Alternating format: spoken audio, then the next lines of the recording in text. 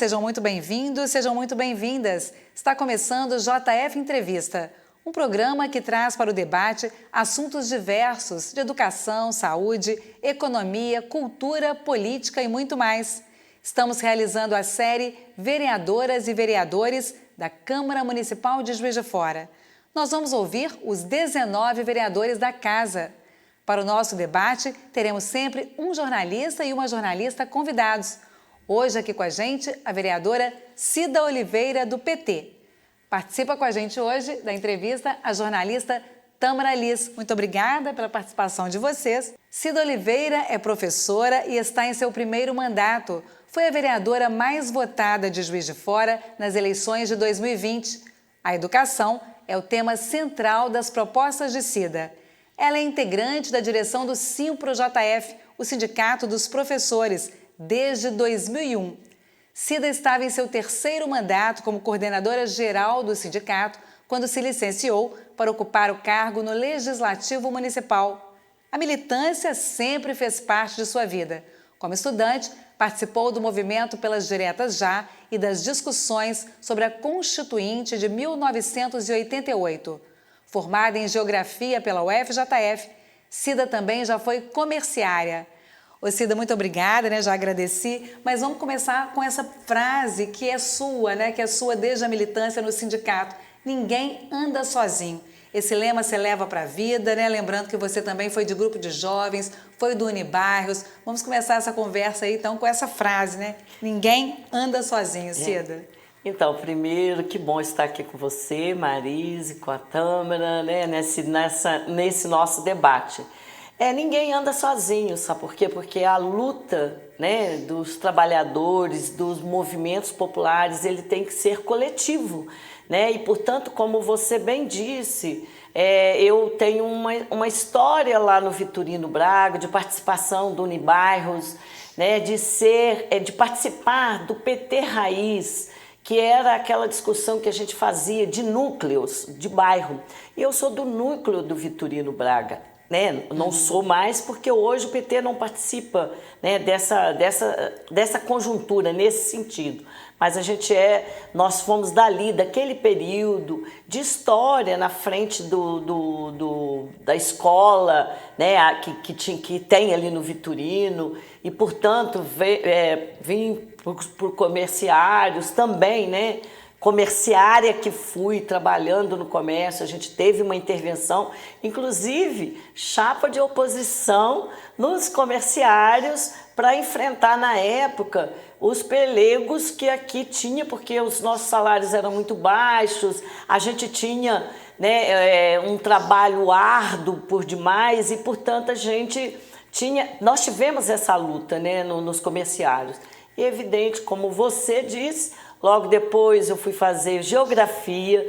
No noturno eu gosto muito de dizer isso, que foi quando a Universidade Federal de Juiz de Fora abriu as portas para os cursos no noturno e eu consegui fazer geografia trabalhando no comércio em função dessa situação, porque senão eu não conseguiria chegar aos bancos da universidade, me formar. Dali eu fui para o Sindicato dos Professores e, portanto, hoje nós estamos aqui como, eu costumo dizer, estou vereadora, mas eu sou professora e professora de Geografia. Antes da Tâmara fazer a participação dela, explica pra gente o que era o Unibairros. Era um movimento que tinha em todos os bairros de Juiz de Fora, que antes dessa militância já existia o Partido dos Trabalhadores. Como é que era essa coisa, dentro do Unibairros? O que era esse Unibairros? Então, o Unibairros era a união de bairros, de militância de bairros. Então,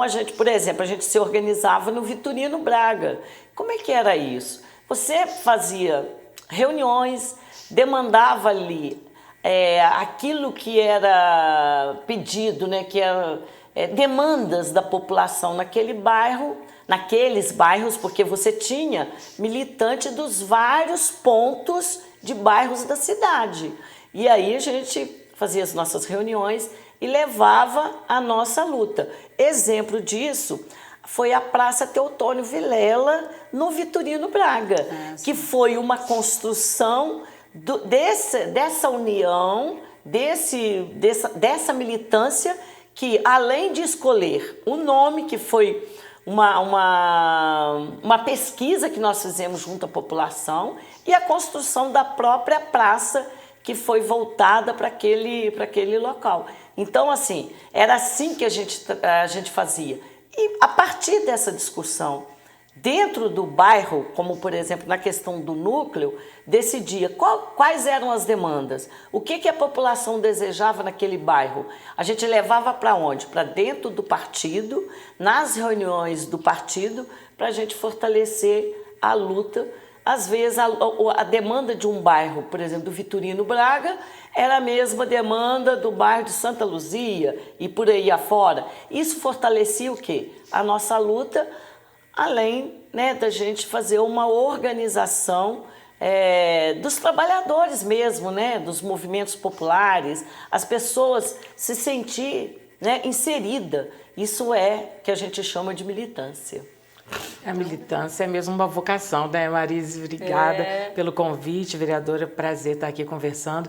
E a gente percebe no seu discurso essa importância, esse reforço do papel da militância, né, principalmente quando fala dos professores, né, de como as conquistas foram arrancadas, como elas foram, de fato, conquistadas pelos sindicatos dos professores, pela mobilização dos professores. Como é que você avalia, vereadora, essa força, né, esse movimento dos professores aqui na cidade? Então, ontem até na entrega da moção, da homenagem que nós fizemos às aposentadas e aposentados aqui na casa, pela Semana do Professor, eu falei disso. Nós temos um dos melhores planos de carreira, eu diria sem medo de errar, na questão do magistério municipal e da rede privada também, porque nós temos uma convenção coletiva de trabalho muito boa, também eu diria que na questão da convenção uma das melhores, organizando a luta junto à categoria, porque o sindicato é forte a partir do momento que tem por trás dele uma categoria que acredita naquilo que está levando para a luta, né? Então, assim, tudo que nós construímos, né? Por exemplo, eu estou pensando aqui agora na rede privada, é a única categoria de Juiz de Fora, é a única categoria da rede privada que tem 20% de atividade extra-classe no Brasil. Sim. E assim, foi arrancada na luta, foi arrancada numa greve na década de 80, né? Na questão do magistério, nós construímos o nosso plano de carreira. Eu costumo dizer, e ontem eu falei isso com as minhas colegas aposentadas, porque elas fazem parte dessa história, tem uma importância enorme na construção disso. Eu disse para elas, cada coisa que nós arrancamos na luta, porque é assim, eu acho que a gente arranca e quem determina como nós vamos caminhar nisso é a nossa militância, o viver, né, a condição que você está, né, de superar e de querer e de ampliar os direitos que a gente tem. Ô Cida, quer complementar? Não, era isso.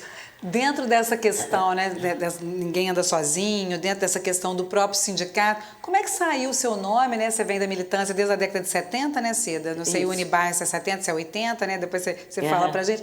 Mas como é que o seu nome surgiu para você, então, já há várias gestões na direção do Simpro, para você, então, seu nome para ser o representante desse sindicato aqui no Legislativo Municipal?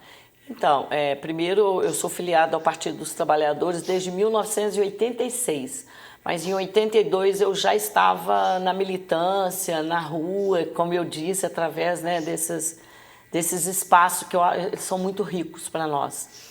E como que eu cheguei aqui nesse lugar? Olha, em dezembro de 2000 a eleição foi 2020, né? A eleição aconteceu em outubro de 2020. Um ano anterior, né? Os movimentos populares, o sindicato dos professores também, não o sindicato, mas a direção do sindicato, os movimentos populares, outros sindicatos, achou que era necessário que a gente tivesse aqui na casa um nome, né, de uma pessoa que representasse esse campo, o campo da luta, né, do direito, da defesa, né, das nossas conquistas.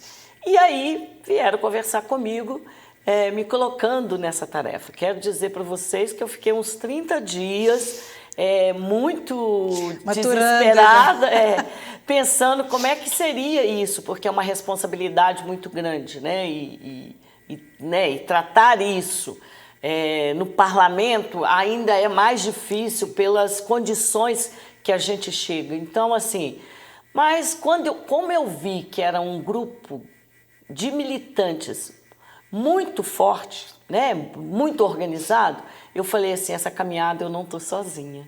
Eu vou porque eu tenho outros que estão comigo e que vão me ajudar a levar essa luta.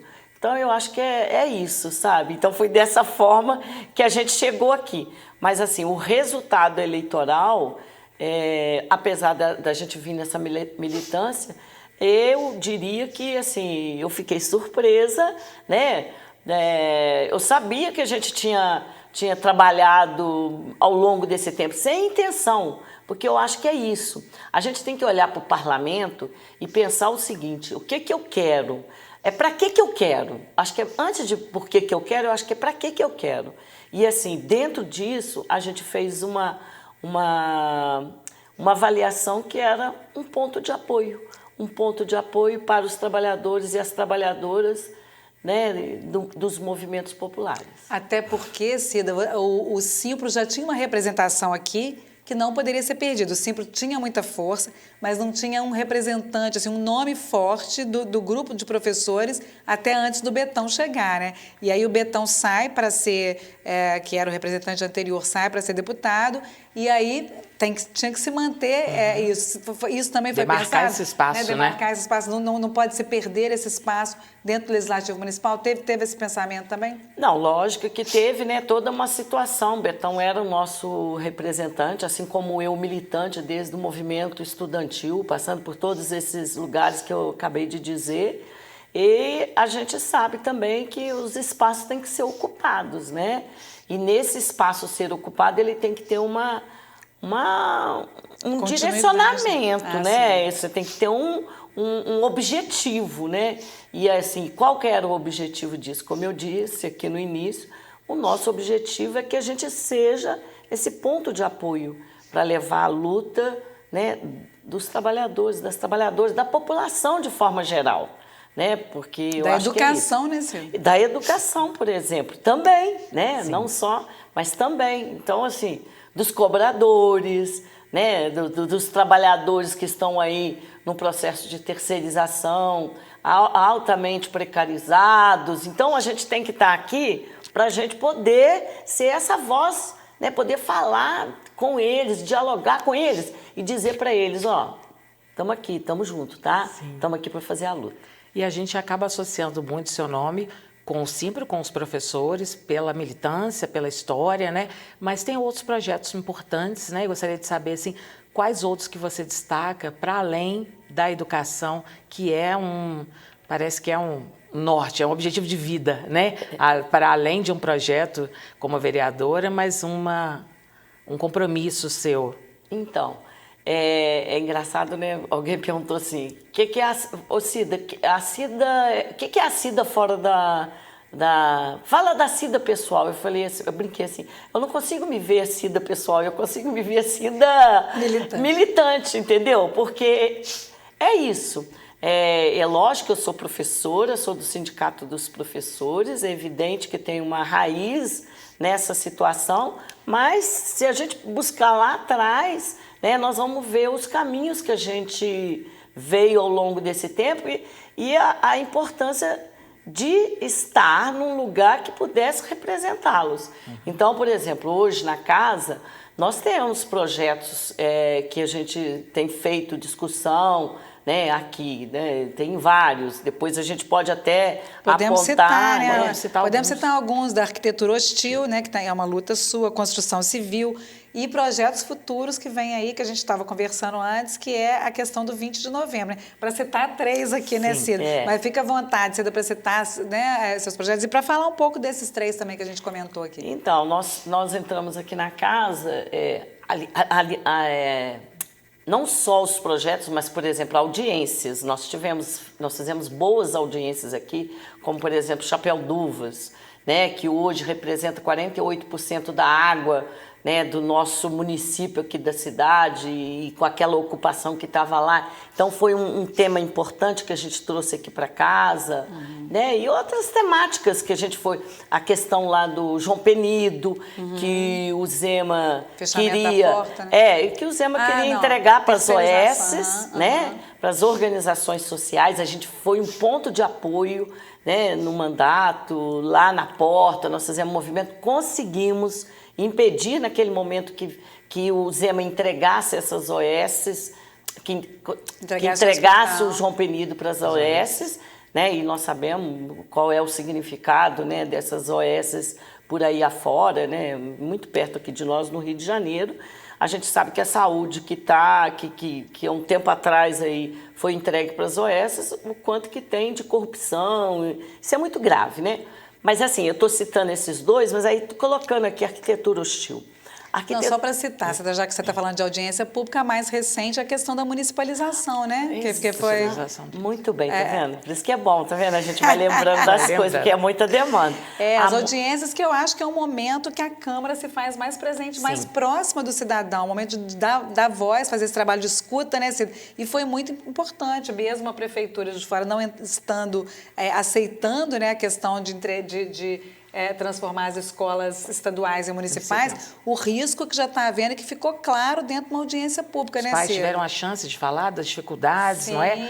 Das dúvidas com relação às vagas, manutenção dos filhos na escola. Então, os primeiros anos já sendo retirados, né, Cida? Exatamente. Essa é uma demanda que chegou para nós. Por exemplo, a gente até brincou assim na audiência, brincou não, né? Falou sério.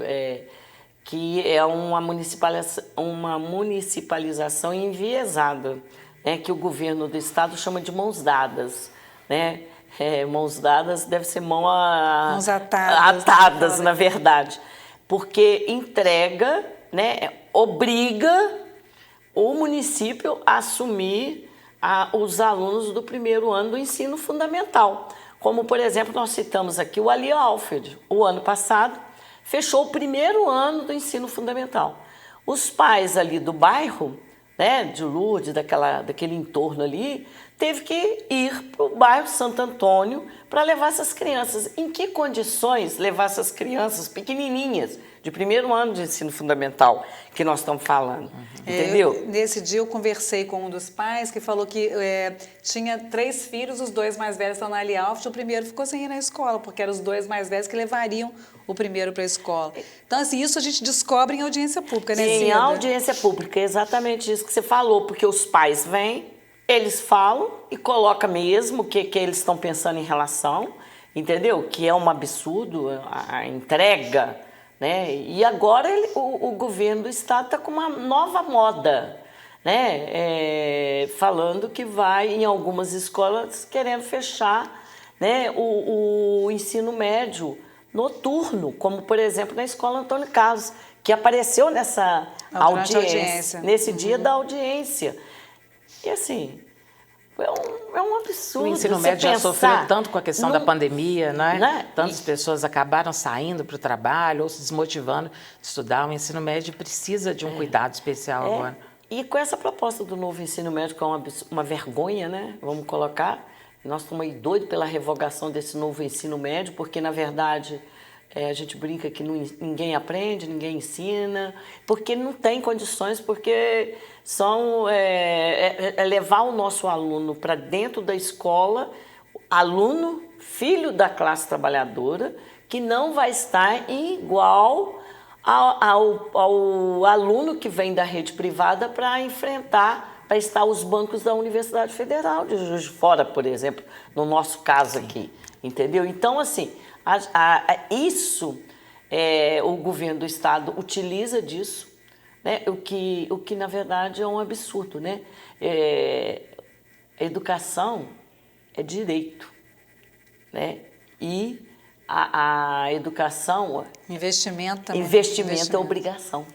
Não é? E investir, a gente parte do princípio que você vai ter que oferecer as melhores condições para os nossos alunos. para que eles possam chegar na universidade, fazer uma medicina, um direito, uma engenharia, um professor de geografia como eu, entendeu? Só para a gente retomar, não deixei você falar da questão da arquitetura hostil que você estava falando. Então, a arquitetura hostil é um projeto seu que estava em votação, né?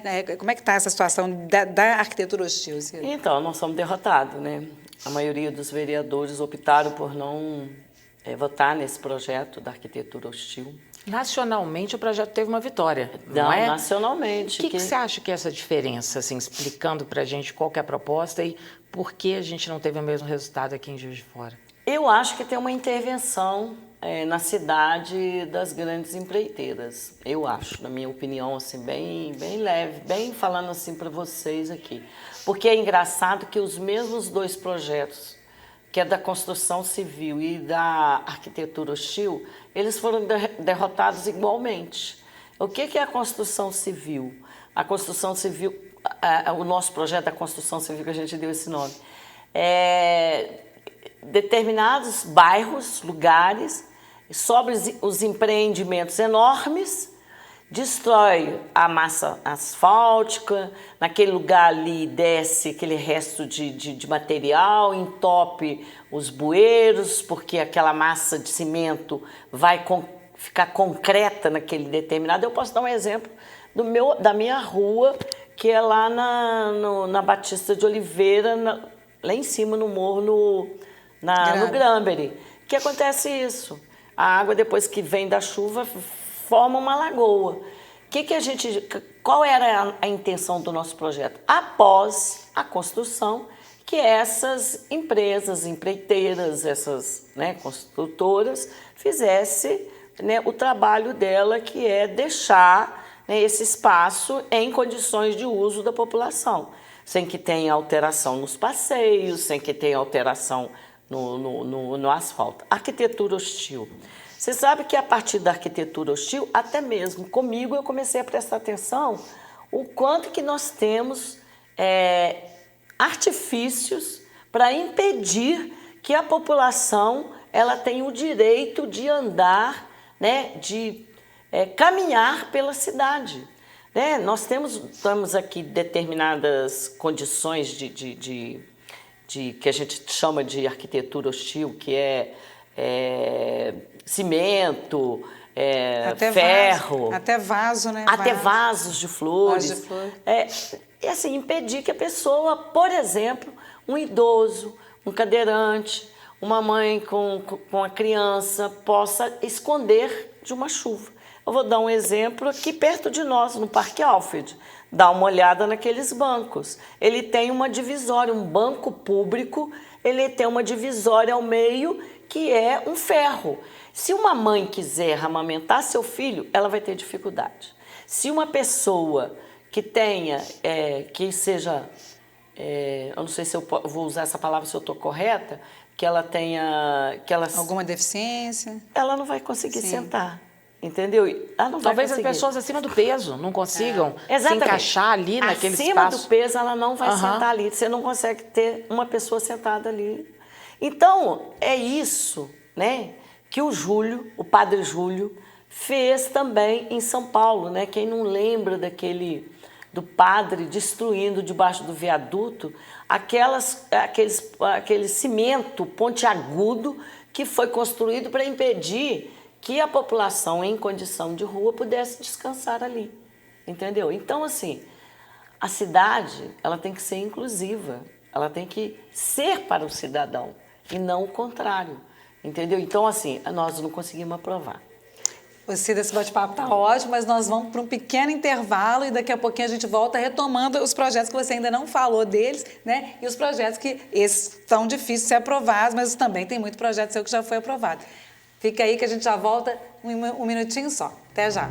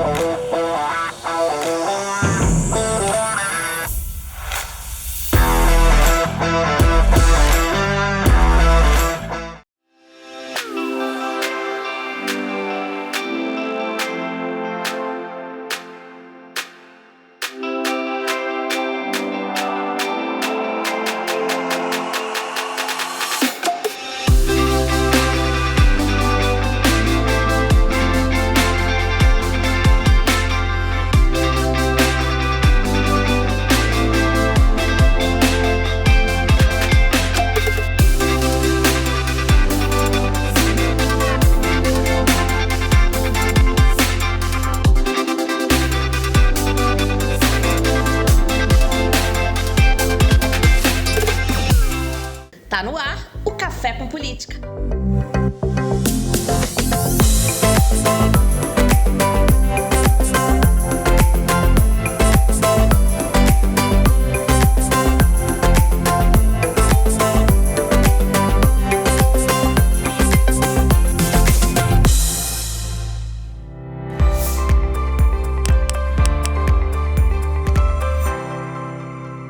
Olá, estamos de volta com o JF Entrevista na série Vereadoras e Vereadores da Câmara Municipal de Juiz de Fora. Aqui com a gente hoje nos estúdios a vereadora Cida Oliveira e a jornalista Tâmara Liz participando com a gente desta entrevista. E é a Tâmara que faz a primeira pergunta nesse bloco para a nossa vereadora Cida Oliveira. Sim, a gente falou rapidamente no final do último bloco, né, sobre os projetos, sobre as propostas importantes, e uma delas que está em discussão agora, que está em andamento, é a do feriado do 20 de novembro, né, data da imortalidade de Zumbi dos Palmares, uma data cara para os movimentos negros e que já teve discussão, inclusive, aqui na cidade, com alguma resistência. Eu queria saber como foi a ideia dessa proposta e como é que você está percebendo que ela está sendo aceita pela população. Como é que o pessoal recebeu essa ideia? Então, Tâmara, olha, como você bem disse, está fervilhando essa proposta, né? Porque, assim, a gente, como todos os projetos, porque tudo que a gente apresenta na casa é muito caro para a gente, assim, a gente entra de coração, né? A construção de tudo como eu disse aqui no início, é mostrar que no parlamento nós vamos ter voz. E o movimento vai ter voz no 20 de novembro, que a gente... Aí tem gente que vira assim, mas é mais um feriado. Não, amigo, não é mais um feriado. É um dia de luta. Um dia de luta para a gente mostrar nessa cidade quanto é importante os negros na construção, por exemplo, da nossa cidade. Entendeu? Então, assim, e como que nós estamos nisso aí? Nós temos um comitê que ele está se reunindo, nós estamos com um abaixo-assinado, a gente está levando esse abaixo-assinado para os bairros, eu tenho visitado escolas, eu tenho deixado o nosso abaixo-assinado nas escolas.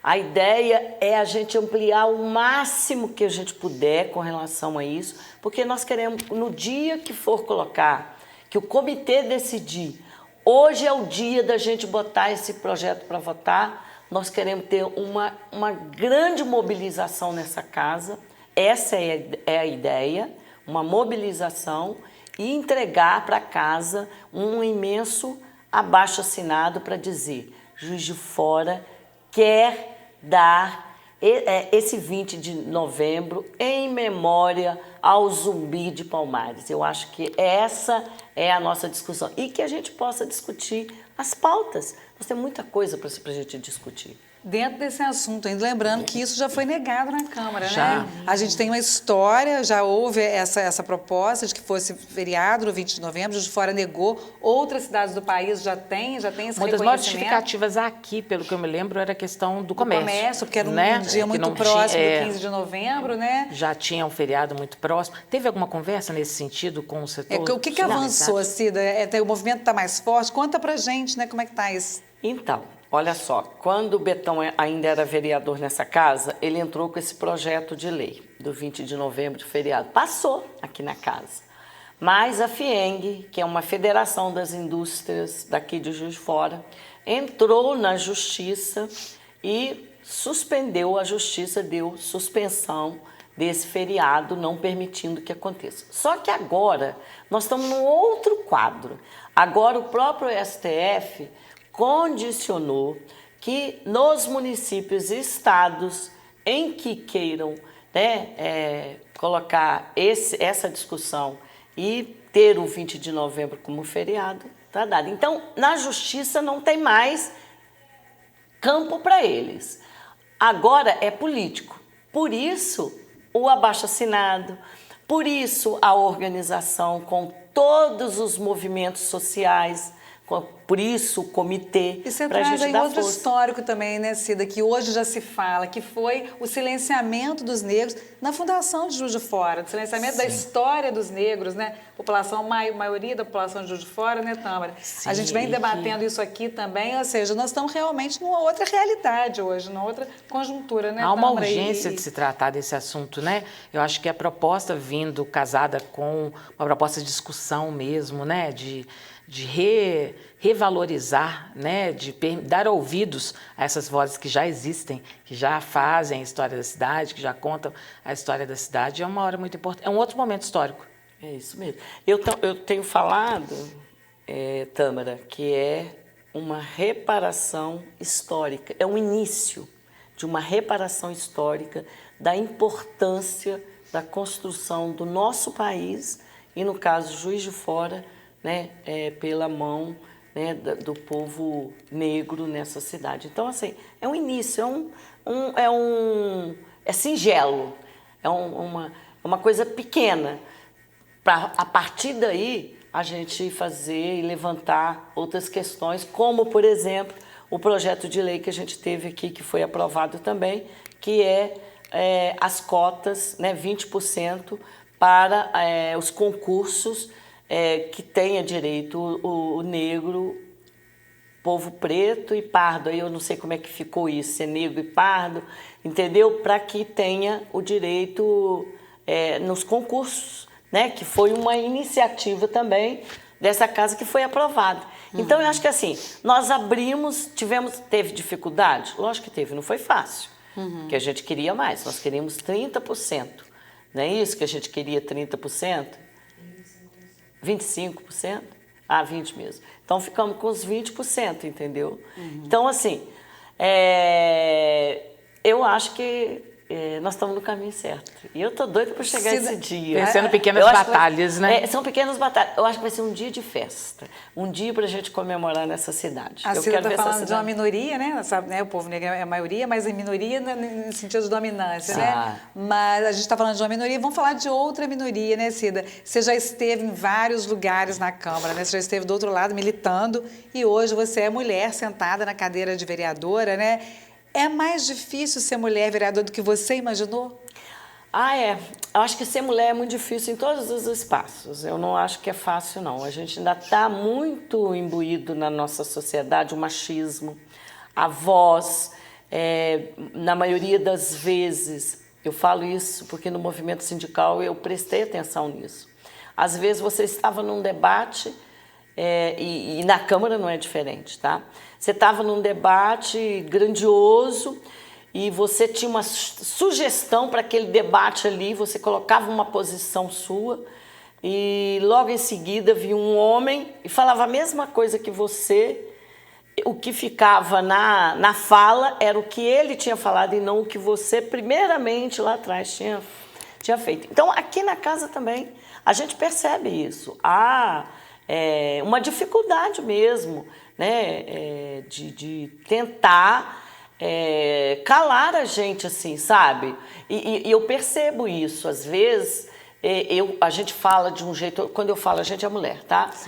Às vezes a gente fala de um jeito que o homem falou do mesmo jeito, mas para nós tem um preconceito maior na fala de um colega vereador. Então, assim... As dificuldades são grandes. Nós estamos falando de uma Câmara com 19 vereadores, são apenas 4 mulheres, e é a maior bancada da história, Sim, né, Cida? exatamente. Ainda assim É a maior bancada com 4 mulheres, e que não é fácil, é difícil.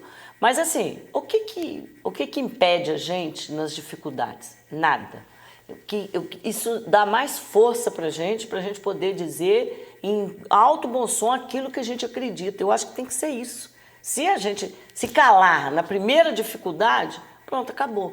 Entendeu? Então, acho que assim, nós temos que quebrar esse paradigma, né, de que só os homens podem falar e que têm direito à fala. Nós temos direito à fala e temos que ser respeitados, a gente tem que exigir esse respeito.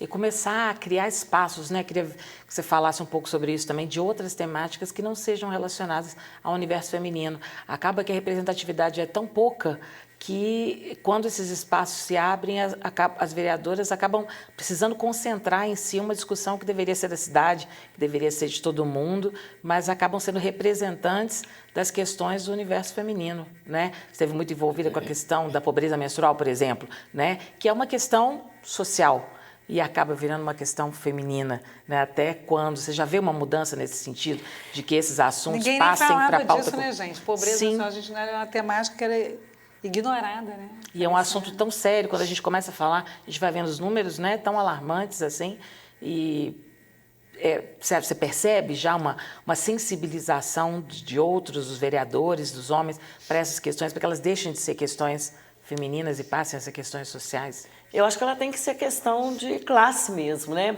Quando você traz para dentro do debate, igual, por exemplo, a pobreza menstrual, né, que a gente aprovou aqui na casa, e hoje, a gente, por exemplo, essa semana que passou, nós fomos entregar absorventes para as escolas públicas, né, do município que tiveram lá uma cota X a partir de emendas, né, nossa aqui da casa, né, das vereadoras, e que nós levamos, né, e que a gente foi fazer essa entrega. Isso é muito positivo, porque nós sabemos, a gente que é professora, sabe muito bem que, dependendo da condição, ou aliás, todas as condições que levam, né, a nossa população periférica, onde ela está localizada, pelo desemprego, pelas condições salariais, muitas das nossas meninas, elas têm uma evasão escolar muito grande no período menstrual. Por quê? Porque a maioria delas, ou uma boa parte delas, não cabe no orçamento um absorvente. Não cabe, porque não é uma. Né? Às vezes são duas irmãs, tem a mãe, tarará, e isso tudo tem uma dificuldade. Então são políticas públicas no campo feminino, né? Mas que tem ela é muito forte na questão social, né? De tratar da questão social, econômica, desses lugares. Então eu acho que assim, hoje tem essa diferença que é bem legal. É assim, eu fiquei muito impactada, até porque no outro dia eu fui na escola, em algumas escolas que receberam isso e eles estavam lá. Como é que ia se distribuir? Aí eles já têm lá o levantamento de quantas meninas, pessoas que menstruam, né? E a partir daquilo ali dividir, deixar um tanto na escola para as suas eventualidades. Então, eu acho que cada vez mais nós temos que pensar em políticas públicas, independente de onde, se é se é na área educacional. Entendeu? Eu acho que a gente tem que pensar em políticas públicas de forma geral. O que nós tivemos aí nos últimos anos, né, uma defasagem muito grande de qualquer política pública nesse país, né? Porque não cabia no orçamento da política que a gente tinha. Então, acho que agora a gente começa a viver um novo cenário. Cida, a gente vai e volta, mas tem que voltar na educação, né? Tá aqui, né, pra gente lembrar, uma vitória, né, que é uma luta do sindicato, é o piso nacional, né? Que é uma luta sua e acho que né, a gente pode considerar como vitória. Que outras vitórias você elencaria, né, desde que você entrou, né, de 2020 para cá? Não podemos esquecer que tinha uma pandemia no meio do caminho, né? Como é que foi isso? Que vitórias você consideraria aí as maiores? Acho que o piso pode estar nelas, não sei, né? Tá. Lógico que o piso está, né? Porque é um dos municípios, eu acho que eu vou dizer um dos únicos municípios, né, do país que pagou o reajuste do piso o ano passado, né, de 33,24, esse ano de 14,95. Então, uma grande vitória, mas é importante a gente dizer por que dessa vitória. É uma vitória que desde 2018, aprovada a Lei 11.738 do piso nacional, a partir dali a categoria vem em luta. Quantas greves nós construímos para a redução da jornada de acordo com o piso nacional, né? E tocando a vida, e portanto nós conseguimos chegar no governo da prefeita Margarida, Ela, uma professora, lógico que ela fala isso, né? Eu não sou eu que estou falando, ela diz isso. Ela defendeu o piso nacional dos professores, portanto, era justo que aqui em Juiz de Fora a gente tivesse esse reajuste importante. Foi aplicado na carreira.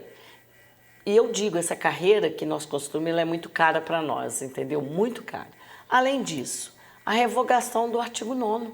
Ah, sim. Porque no governo passado, né, do Bruno Siqueira, nós tivemos aí um artigo 9º, que fazia o quê? Permitia que só desse o reajuste na carreira inicial. Então, o artigo 9º dava essa liberdade para o prefeito, na época, fazer isso. E aí, o restante do conjunto da nossa carreira, os professores, os trabalhadores em educação, porque não é só professor. Professor, professora, coordenador, coordenadora, secretários escolares, né, e secretários. Então, a gente não aplicava na carreira, a gente só aplicava naquele que estava, em tese, no entendimento dele, que estava fora do piso. Então, com a revogação do artigo 9º foi positivo, né, a gente fazer isso. Outra coisa positiva que eu acho as creches conveniadas que a prefeitura tem hoje aqui. Elas estavam com uma mania de cobrar dos pais determinados valores para compra de determinadas coisas. Então, tipo assim, o pai chegava no começo do ano, tem uma taxazinha aqui para não sei o quê. Aí, o que nós fizemos aqui, o nosso mandato fez aqui na casa? Nós entramos com um projeto de lei que nessas escolas, porque o pai não ia chegar lá e falar assim, aqui eu não vou pagar, porque o filho dele está lá, você acha que ele vai correr um risco desse? Não ia. Então, o que a gente fez? A gente entrou com um projeto de lei aqui na casa para que nessas creches conveniadas tivesse um cartaz afixado na entrada, aqui não se pode cobrar nenhuma taxa de espécie nenhuma. É mais ou menos isso. Uhum. Então, é uma vitória para essas famílias que estão com essas crianças. Agora, é engraçado, só uma observação, se você me permite, na aprovação desse projeto, eu apanhei muito no dia, inclusive por uma das pessoas que era coordenadora desses projetos, que depois, no 8 de janeiro, ficou presa em Brasília. Acredita nisso? Ela me bateu, porque ela não estava pensando, que não sei o quê, como é que é. Mas assim, que era absurdo o que eu estava apresentando, mas assim, a Câmara aprovou, os vereadores e vereadoras votaram favorável, a gente aprovou isso. Mas assim, só para dar uma introduzida, como é que a luta não é fácil, entendeu? Vamos ter mais um intervalo, né, Taô? Falar de educação é sempre muito bom, né? Nós vamos para um breve intervalo e a gente volta para o último bloco em que a Cida vai tentar explicar o que é a Cida fora da militância, Cida. A gente vai ter que conhecer essa Cida aí, hein? Já. A gente espera vocês.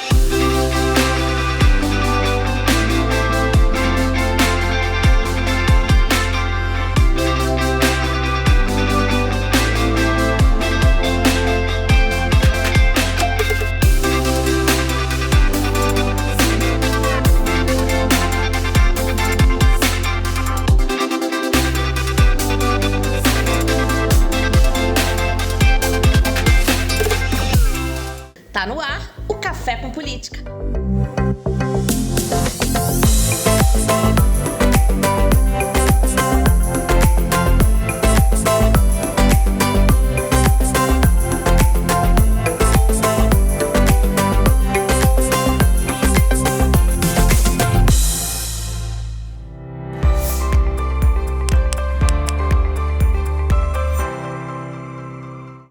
Olá, estamos de volta com o JF Entrevista na série Vereadoras e Vereadores da Câmara Municipal de Juiz de Fora. Hoje aqui com a gente nos estúdios a vereadora Cida Oliveira e também a jornalista Tâmara Liz. Vamos começar esse terceiro bloco falando das emendas parlamentares, né, Cida? Hoje os vereadores têm uma verba bem maior, né, do que antes. E como é que você está destinando, então, estes recursos aí? Como é que você está pensando na distribuição destes recursos em Juiz de Fora? Então, eu acho que até vou entrar numa polêmica nesse negócio aí. Primeiro que eu acho que não deveria existir as emendas parlamentares. É uma opinião minha do ponto de vista político. De forma impositiva, como sabe por quê? Porque eu considero que é um formato, deixa eu ver se eu vou achar a palavra certa, é um expediente que você tem de um sequestro do orçamento público que vem para a Câmara. Eu acho que a gente não deveria ter isso. Mas é uma situação que o Brasil inteiro tem, ponto. Então, só para falar dessas emendas, para falar o que eu penso das emendas, né, na questão. Aí eu colocando para onde que o que eu faço com as emendas? O nosso mandato tem uma discussão que as nossas emendas elas vão para o setor público, escola pública, saúde pública, assistência pública. O que é isso? Porque poderia ir para outra coisa? Poderia ir para uma associação, poderia ir para... Nós achamos que não. Sabe por quê? Porque é dinheiro público. É dinheiro do povo. É o imposto que o povo paga e que ele é retornado, que ele volta para nós aqui na casa. Então, ele tem que ser utilizado, na minha condição de ver, ele tem que ser utilizado para o público, para a política pública. Entendeu? Então, por exemplo, eu sei que 50% das nossas emendas hoje tem que ir para a saúde pública. Nós só vamos mandar para o BS, para compra de insumos, de todas essas questões que são colocadas, entendeu? Nosso entendimento é isso, é esse. O restante, a gente vai fazer o quê? A gente faz o quê com eles? Vai para a escola pública, caixa escolar, né? Para que a escola possa adquirir coisas para beneficiar o nosso aluno, né? A gente tem visto algumas dessas emendas, a gente tem acompanhado isso por aí afora, entendeu? Parquinho, outro dia eu fui numa escola e eu fiquei assim, saí de lá numa felicidade porque a escola comprou corpo humano e microscópio com a emenda que nós mandamos. Esses meninos terão uma aula de qualidade. Corpo humano, você falando das ciências. Na ciência. O corpo humano. É isso aí. Vamos esclarecer. Vamos esclarecer. Considero isso positivo. Lógico que se a gente for pensar na escola pública, nós teríamos que ter laboratórios de informática, laboratórios de ciência. Nós temos direito a uma educação pública de qualidade. As nossas crianças, né, a valorização do profissional, isso tudo é lógico que seria. Mas como essa conjuntura não permite, nós tivemos até corte no governo passado, governo federal passado, nós tivemos corte da educação.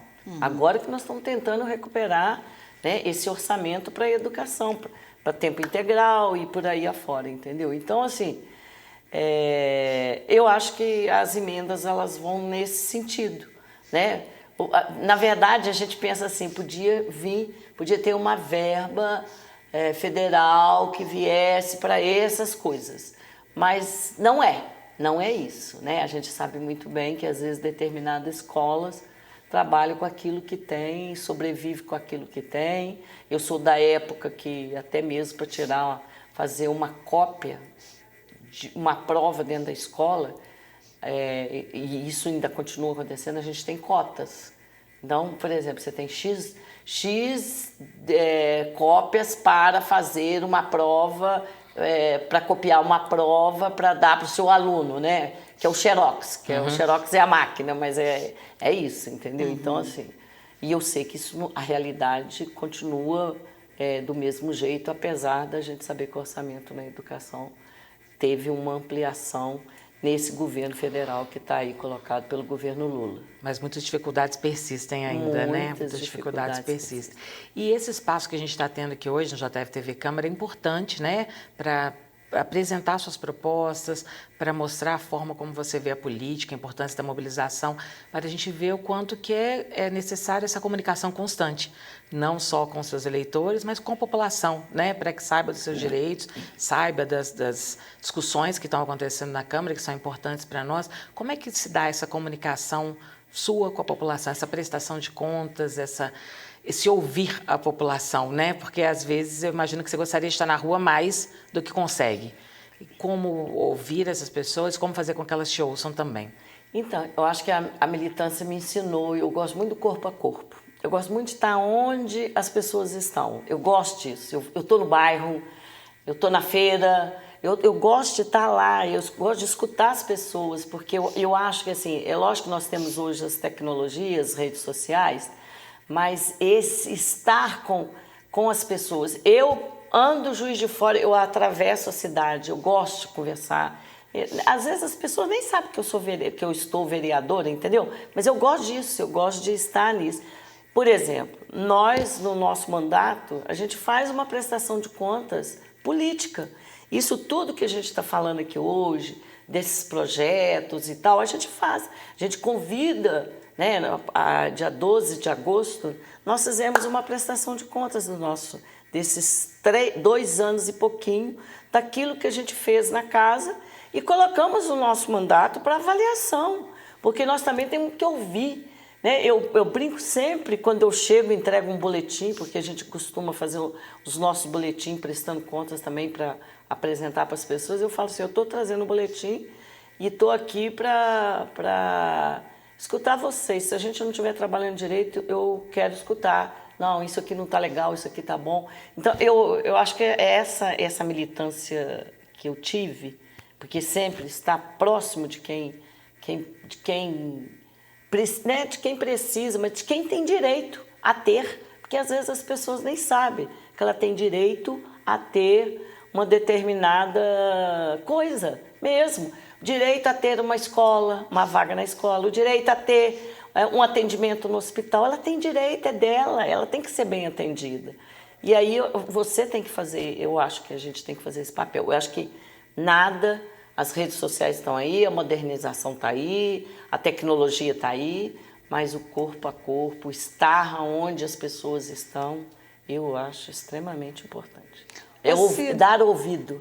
Vamos começar a tentar mudar o rumo dessa prosa, né? Como é que veio essa verve sua aí de ouvir, talvez de família, né? A sua família que tinha outros políticos também. Quantos irmãos são? De onde você veio? Conta um pouquinho dessa Cida aí que a gente vai tentar arrancar, né? Para longe, né? Dessa coisa só da militância, mas que, claro, deve ter alguma verve familiar, alguma coisa aí de onde você veio, né? Então, menina, nossa, a senhora tem história para contar. Muita história para contar. Bom, eu sou de Torreões, né? Nasci, fui criada em Torreões, né? Minha mãe era há muitos anos atrás, né? Hoje ela não está mais entre nós, né?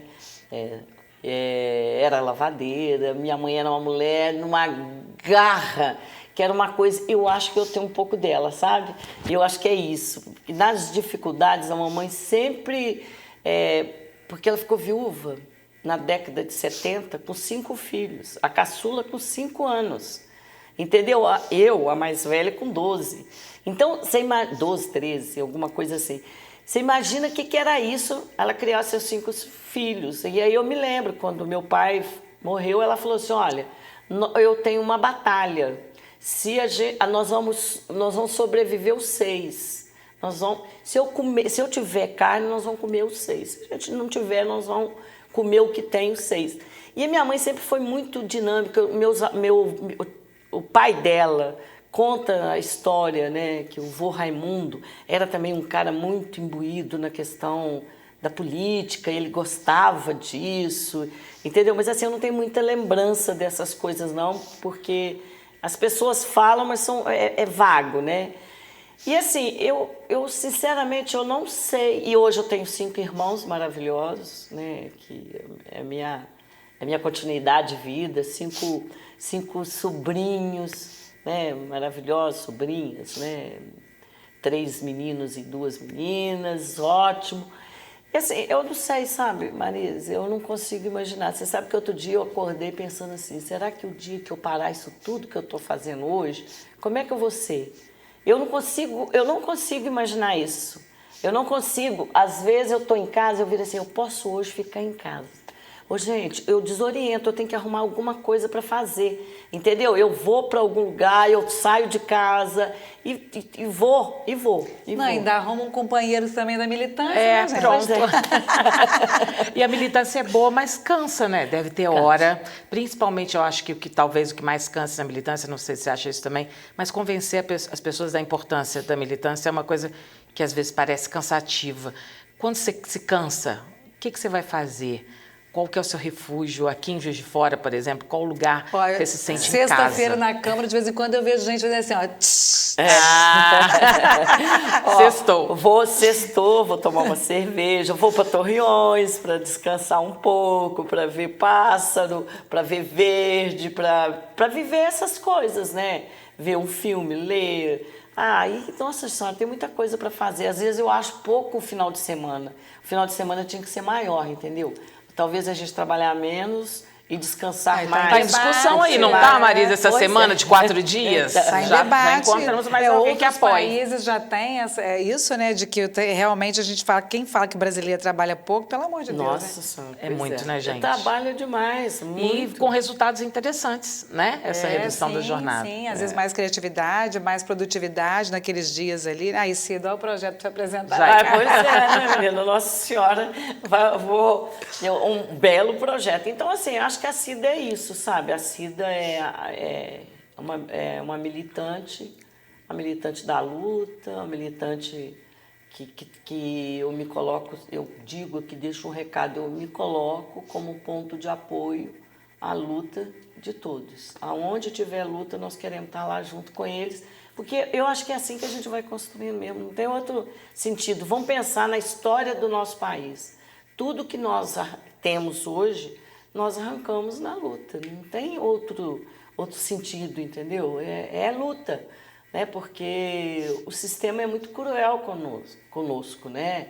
Há uma elite que, né, detém o controle de tudo e, portanto, se ele detém, ele manda na força de trabalho e essas pessoas são, esses trabalhadores e essas trabalhadoras, a gente sabe que na verdade não conseguem atingir aquele patamar de salário, de condições de vida que é o real, que é o suficiente para ele. Então, na mesa de bar, o papo é a militância também. Também. Por incrível que pareça, estando conversando com o Betão ou não, com os amigos ou não, a gente acaba falando, porque não tem jeito, né? A política vive da gente. Nós estamos falando aqui, nós estamos falando para o público, né?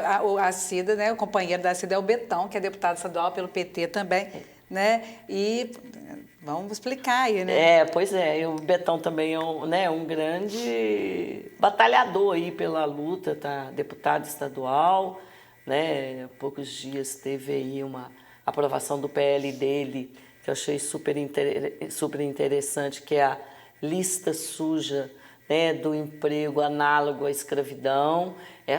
Por incrível que pareça, Minas Gerais é o estado que tem o maior número de empresas que hoje emprega, né, no regime de análogo à escravidão. Isso tudo, tá vendo? Isso tudo a gente só descobre dentro do parlamento a partir do momento que você fala. Eu tenho certeza, como arquitetura hostil, como essa coisa do regime análogo à escravidão, tudo isso fica nas voltas, nas conversas, nas ruas, porque as pessoas vão falar disso, né? E vocês se apoiam nos projetos? O Betão traz ideia para você leva ideia para o Betão, né? O Betão que está lá, né, no nível estadual, na Assembleia Legislativa. Como é que é essa relação aí da política entre um casal?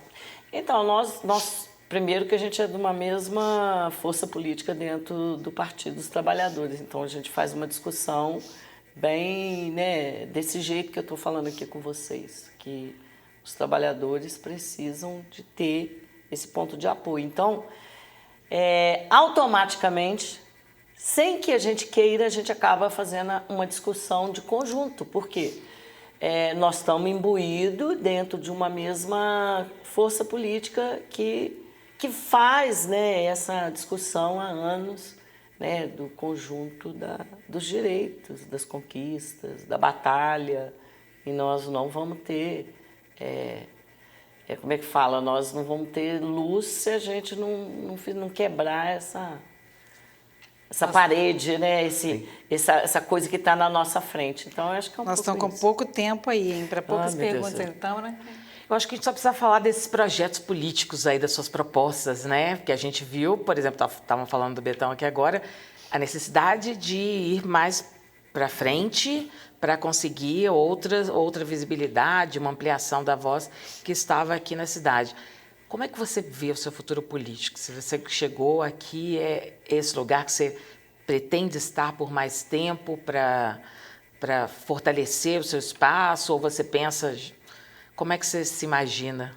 Não, eu acho que por enquanto que a gente tem pela frente, é lógico que o ano que vem é um ano de eleição, né, no município, para prefeita, para prefeitura, para vereador e vereadora. E assim, nós estaremos aí na reeleição, até para a gente poder avaliar, será que nós trabalhamos direito? Será que deu tudo certinho? Foi na medida certa? Aonde é que a gente vai melhorar? O que a gente pode fazer? Aonde a gente errou? Onde a gente acertou? Entendeu? Então, assim, por enquanto é isso que a gente tem, porque, como eu disse, nós somos organizados, né? E todo e qualquer passo da nossa militância política, ela passa por uma discussão coletiva, de debate, entendeu? Mas uma coisa eu não tenho dúvida que o ano que vem nós estamos aí, né? Candidata novamente. Candidata novamente, aceitando os desafios, né? Aceitando os desafios, as lutas, e vamos seguir em frente, porque eu acho que é isso, entendeu? E aí o restante, depois a gente vai vendo para o futuro o que vem, e pronto, acabou. Cida, muito obrigada por essa entrevista, obrigada, Tâmara, por sua participação aqui. Foi um prazer. Então, esse JF Entrevista de hoje foi com a vereadora Cida, dando sequência à série Vereadores e Vereadoras da Câmara Municipal de Juiz de Fora. A gente fica por aqui, eu aguardo vocês na próxima semana.